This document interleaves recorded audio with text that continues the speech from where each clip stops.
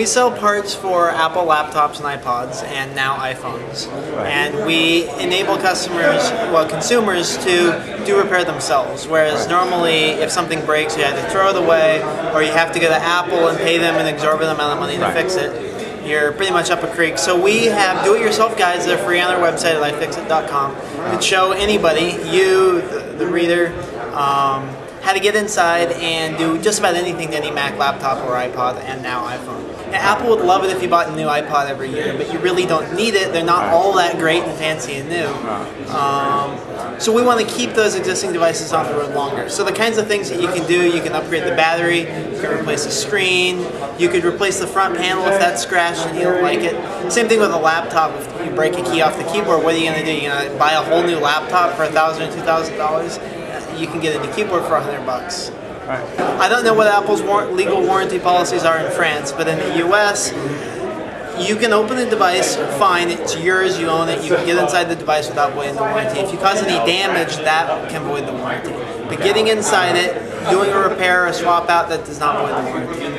Okay. Legally, if you look at Apple's warranty policy, which we do. We have troubleshooting guides on the site. Hey, my iPod's not turning on, what's wrong? We'll give you a list of possible causes, and then you get a part from us or from somebody else, so you buy the new LCD, and then you need tools to get inside it. There's a plastic pry tool we use to get inside iPods that is, it's a hard plastic, but not as hard as the iPod's plastic, so it doesn't scratch the surface. So you can pry the iPod open. Once you get inside it, it's relatively easy to do just about anything you want. Swapping out the display is as simple as disconnect the old display, put the new one in, put the iPod back together. You can do it in under 20 minutes. But we make money selling parts. So we sell screens, batteries, pretty much anything you can imagine that came out of an iPod, we sell.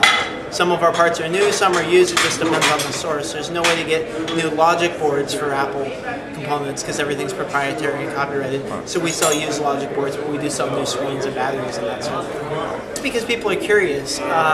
We want to show people what's inside Apple's new devices because I'm an engineer. I love seeing how Apple put everything together. They have very clever engineers. They do a really good job cramming everything into a package and creating really elegant design on the inside as well as the outside, and people want to see that. So we're usually the first. We go out, we wait in line all night, we buy a new iPhone, and we were the first with pictures online at iFixIt.com showing the inside of the iPhone step by step, identifying internal components. And then, once we've got it apart and we've got the first pictures posted, we go back and we take a look at it and we say, okay, how can we show people how to make it easy to get inside? We spend a couple of weeks of tinkering around with it, trying different tools, trying to come up with the easiest way to show people how to get inside the iPhone. And then we go in and we look at, okay, what are all the 15 parts or so in an iPhone? Let's develop a source channel for all those parts. And within a couple weeks of the iPhone launch, we had our first look within minutes of the iPhone coming out. Inside pictures, we have a guide that walks people through how to disassemble the iPhone.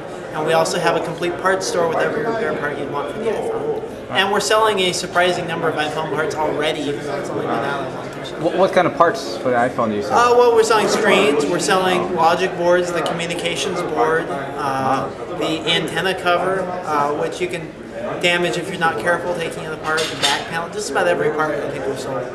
So how do you buy those used logic boards? And do you go on eBay? Yeah, we do. We buy components. We buy computers directly from people, mostly in the U.S. And we have other sources for other things. Sometimes, like our iPhone parts, we're largely sourcing those new. And by the way, we're selling parts for any iPhone parts. We've got a guide that shows you how to get inside the iPhone. We've been selling a surprising number of iPhone parts lately. So we're either getting the parts new from sources via Apple, not officially Apple, but channel sources, or we're taking apart iPods, and with iPhones we'll take apart a new iPhone, sell all of the parts. So they are usually Apple manufactured parts, with a few exceptions. One of the critics of the iPhone is you can't change the battery. So is it possible? It is possible. It's the same thing with the iPod, right? The iPod's not a user replaceable battery. Well, actually it is. It takes a little bit of work, but it's the same thing. You can open up your iPod.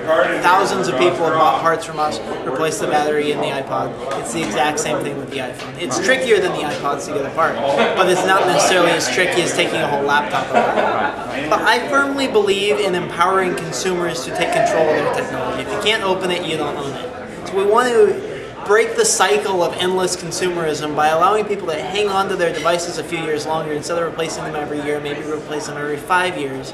Keep fixing it, keep it working, and also save people a lot of money. So I was at Cal Poly, and when my machine broke, I took it apart and replaced some things, and there was not a good source showing me how to take it apart, and I got confused as I was getting inside, and then I forgot how to put it back together.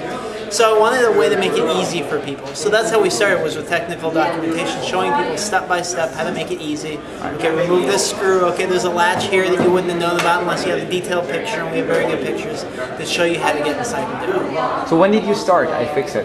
We've been around 3.5 years or so. Okay. So how many people? Is the company profitable? Yes, we're very profitable. I've got 10 employees, and we've sold tens of thousands of parts. And from my perspective, every single one of those parts that we sell is a computer or an iPod that would have gone into the trash, that someone would have had to go buy a new computer. There's a huge environmental cost to taking an iPod that mostly works, except for the one thing that's broken, pitching it in the trash, going buying a new iPhone. I mean, how many tons of carbon emissions does it take to build one iPod, right? And the clean water that's destroyed over in Asia as they're manufacturing these, the silicon. Apple officially doesn't like us because they would prefer that you bought a new iPod every year, right? They release a new model every year. You should be on the front of the curve. So no, Apple's official position is they don't like us. However, through the grapevine, everybody in the Apple community knows about us, and they know that people don't want to have to constantly be replacing their devices, and they want to fix it. So the entire Apple community, including a lot of Apple employees, have kind of gathered around us in trying to help people fix their problems rather than just buy a new phone. Differentiates us from iSupply and Semiconductor Insights and some of the other companies is that we're just taking it apart and showing the world as we do it. We publish the pictures as we are taking them. I think it's kind of everybody in the world has their eyes on Apple and what they're doing, and we're just a part of that. We're just as interested as everybody else. So we're just putting the information out there for free to show people because it's fun. We like getting inside and seeing, and everyone wants to know. And so, what's next? We'll continue to expand as Apple expands in the mobile device realm.